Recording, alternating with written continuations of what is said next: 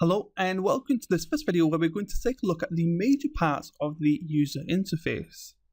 So when you first load ZBrush, you will first of all be presented with this list, and underneath this list we will by default go to projects, and this is just a way that we can bring in or import certain assets. So for instance, we could click tools and open up a tool, or we can go to textures and we can import a texture.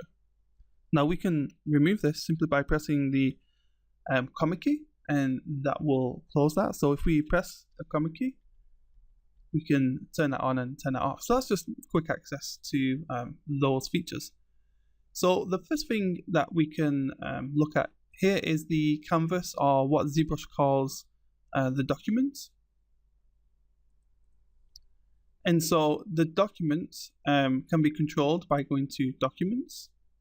And if we look all the way at the bottom here, we see we have the document settings.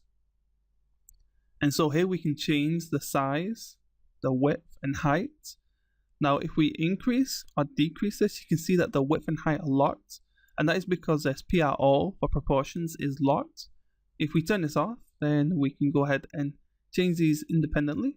And once we get a value we like, we can click this resize. Or we can crop a canvas or the proportions of the document here. We can, if we also want to, have quick access to either halving the size of the canvas as well as doubling the size of the canvas. Now whenever we increase the size of our canvas, we will get this resize warning, and we're going to press OK. And the reason you get that is because if you are painting with, say for example, 2.5D pixels inside ZBrush, then you may get artifacting around the edges. Under the document, you can see we can also go ahead and go to new documents, and this will reset the document if we'd like. So we can choose no, and everything will be reset. So following along from that, we have the menu system here, and as you can see, it's pretty extensive, and as we move along these, they can be quite in depth. Below that, we have a bunch of buttons. So the first ones we have here are to do with the projection of textures.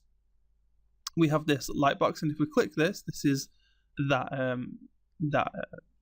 the assets we was able to input before by using the comma key.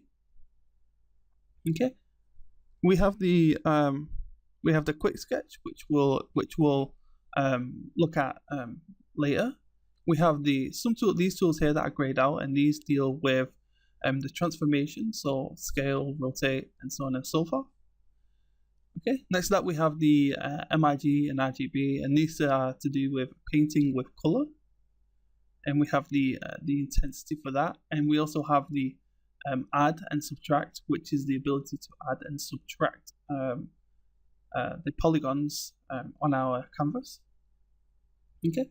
So on the left hand side, we have a bunch of swatches, and these deal with materials, brushes, and color. And on the right hand side, we will have a list of all the things, all the settings that we have access to whenever we create something within our viewport. So if we, for instance, had a model input in here, then we get a bunch of options that will appear in here. Okay, so let's go ahead and we'll just bring in a basic model here, and let's just pull this in. And so as you can see, as we bring the asset in here, you can see that a bunch of options become available to us, including a bunch of tools and properties along here. So just the last things we want to talk about here is we have the scroll document, so we can scroll if we left click on this hand, move. We have the zoom, so we just click and zoom in and out. We also have the actual size. So what this means is that if we are zoomed all the way in here and we click this actual size, then we will be zoomed back out to the actual document size. And we also have this half size. So if we click this, we're going to zoom out, so we only see half of the document's original size. So let's go back in here, and that's the very basics of the user interface. In the next video, we're going to go ahead and take a deeper look at the 2.5 pixels and some of the options available when dealing with them. So thank you for watching, and I'll see you in the next video.